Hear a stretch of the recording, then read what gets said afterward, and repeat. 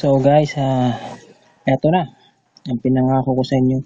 Kung last time in-unbox natin ang librong Revenge ni Miss Piggy, eto na.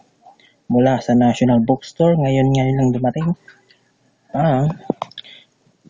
Itong libro na to ay ang 30th publication ng Puff Fiction Every Top Summit Publishing. Ito na siya. Unbox na natin siya. So, siya ay 175 pesos. Available siya ngayon sa National Bookstore. Di ko na papakita ang tagal kung saan siya galing kasi mahanap ko kung saan ako banda.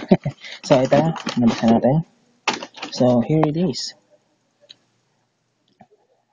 So, adult pop fiction siya. Bridal Shower by Mercy Jigs or Rosalyn Fahanilan. So, yan. Bridal Shower, 30th published book ng pop fiction by Summit Media Publishing. So, yan. Bridal Shower, 175 pesos. At tandaan nyo, ang rating nito ay 18 years old pataas ang pwede magbasa. Paalala namin yan. Kaya pag kayo ay 18 years old pababa, hindi kayo bebentahan nito. Kasi naghigpit sila sa rating ng pagbabasa na nito dahil masyadong restricted for young readers ito. So, yan. Bridal Shower ni Miss Rosalyn Fahanilan by Mercy Jigs. Rosalyn Fahanilan.